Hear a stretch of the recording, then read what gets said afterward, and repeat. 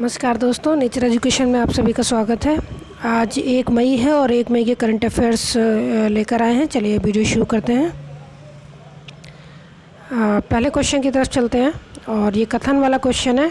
तो पहला स्टेटमेंट पढ़ लेते हैं कि हाल ही में यूनाइटेड नेशन सिक्योरिटी काउंसिल के इंडिया के रिप्रेजेंटेटिव जो थे मिस्टर सैयद अकबरुद्दीन, वो रिटायर हो गए हैं। और A.T. त्रिमूर्ति, ये इसमें एक्चुअली प्रिंटिंग मिस्टेक है, ये है T.S. त्रिमूर्ति, तो इसको ठीक कर लीजिएगा। T.S. ये है T.S. त्रिमूर्ति। तो T.S. त्रिमूर्ति को हाल ही में बनाया गया है, तो स्टेटमेंट एकदम सही हो जाएगा। दूसरा स्टेटमेंट है कि 2021-22 के लिए जो 75वीं वर्षगांठ होगी हमारी आज़ादी की, भारत की, उसमें नॉन परमानेंट सीट भारत के पास रहेगी। तो ये भी स्टेटमेंट एकदम सही है। पहले सऊदी अरबिया को मिलने वाली थी, लेकिन कोऑपरेटिव अंडरस्टैंडिंग के तहत ये भारत ने सऊदी अरबिया से ले ली और अब 21-22 की जो नॉन परमानेंट सीट है वो भारत के पास रहेगी। तो इस दोनों ही स्टेटमेंट एकदम सही हो जाएंगे। तो इसका उत्तर हो जाएगा ऑप्शन सी। ऑप्शन सी इसका सही उत्तर हो जाएगा। दोनों कथन सही हैं। चलिए आगे चलते हैं। अगला क्वेश्चन है, ये भी स्टेटमेंट वाला है, देख लेते हैं। ब्रिक्स के विदेश मंत्रियों की बैठक की अध्यक्षता रूस कर रहा है। दूसरा स्टेटमेंट है, साउथ अफ्रीका ब्रिक्स देशों में 2010 में जुड़ा था। और तीसरा स्टेटमेंट है, ब्रिक्स की स्थापना 2006 में हुई थी और प्रथम बार मीटिंग इसकी 2009 में रूस में हुई थी। तो फ्रेंड्स, ये तीनों ही स्टेटमेंट एकदम करेक्ट हैं। और एक चीज़ आप न्यू इंडिया जो न्यू डेवलपमेंट बैंक है उसके बारे में भी ध्यान रख सकते हैं।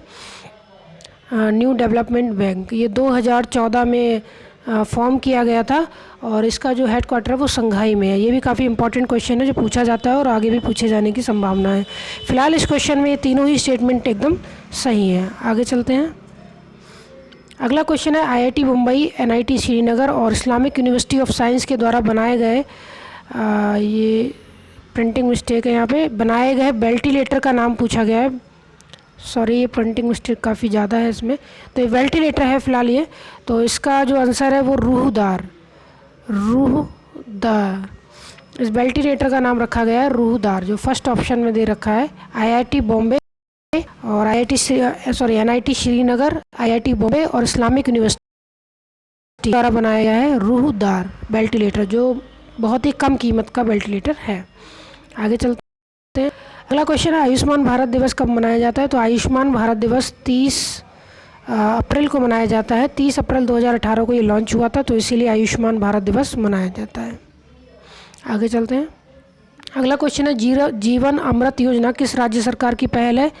तो जीवन अमृत योजना ये मध्य प्रदेश सरकार की पहल है। इसमें कुछ काढ़ा या फिर कुछ चूर्ण टाइप इन्होंने एक ईजाद किया है, जिसमें लौंग होगी, काली मिर्च होगी, तुलसी होगी, इस तरीके के कुछ प्रोडक्ट्स हैं, उनको मिलाकर एक चूर्ण बना दिया है। उसी को जीवन अमृत योजना कहा गया है और ये मध्य प्रदेश की पहल है। आगे चलते हैं। एक्सेस टू कोविड-19 टूल एक्सीलेटर ग्रुप किस ग्रुप की शुरुआत है? तो ये जो शुरुआत है वो कोविड-19 के लिए G20 ग्रुप की शुरुआत है। चलिए अगले क्वेश्चन की तरफ चलते हैं। बहरीन में भारत के अगले राजदूत कौन होंगे? तो बहरीन में भारत के अगले राजदूत होंगे पीयूष श्रीवास्तव और दीपक मित्तल नियुक्त किए गए हैं कतर के। तो ये लिख भी रखा है कतर के। तो बहरीन में तो पीयूष श्रीवास्तव है और कतर में दीपक मित्तल है। चलिए आगे चलते हैं। अगला क्वेश्चन है, कोविड-19 के लिए राहत कोष में धन जुटाने के लिए ऑनलाइन शतरंज टूर्नामेंट किस सरकार ने आयोजित किया है? तो ये आयोजित किया है कर्नाटक सरकार ने। तो ऑप्शन ए इसका एकदम सही हो जाएगा। अगला क्वेश्चन है, डांस डे कब मनाया जाता है? तो इंटरनेशनल डांस डे यूनेस्को के द्वारा 29 अप्रैल को सेलिब्रेट किया जाता है। आगे चलते हैं। अगला क्वेश्चन ये कथन वाला है, देख लेते हैं। पहला कथन, इंडिया मेट्रोलॉजिकल डिपार्टमेंट के अध्यक्ष मृत्युंजय महापात्रा हैं। और सेकंड स्टेटमेंट है, मृत्युंजय महापात्रा को साइक्लोन इंडिया कहा जाता है। तो ये दोनों ही स्टेटमेंट फ्रेंड्स एकदम सही हैं और इसका आंसर हो जाएगा सी, ऑप्शन सी। यानी इंडिया मेट्रोलॉजिकल डिपार्टमेंट के जो अध्यक्ष हैं वो मृत्युंजय महापात्रा हैं और इन्हीं को cyclone man of the India कहा जाता है। तो नेक्स्ट क्वेश्चन देख लेते हैं, ये रिपीट हो गया है, सॉरी। और 10th क्वेश्चन देख लेते हैं। इंटरनेट तक पहुंच का अधिकार मौलिक अधिकार नहीं है, हाल ही में किस राज्य सरकार ने कहा है? जो केंद्र शासित प्रदेश है उसने कहा है। तो ये कहा है जम्मू कश्मीर की सरकार ने। उच्चतम न्यायालय को एक जवाब देना था इनको, तो उसी के जवाब में ये कहा है कि इंटरनेट तक पहुंच का अधिकार मौलिक अधिकार नहीं है, जम्मू कश्मीर की सरकार ने। तो फ्रेंड्स, ये तो थे आज के करंट अफेयर्स। अगर वीडियो अच्छी लगी हो तो लाइक करें और चैनल को सब्सक्राइब करना बिल्कुल ना भूलें। आपके सपोर्ट की इस चैनल को काफ़ी ज़रूरत है। Thank you for watching.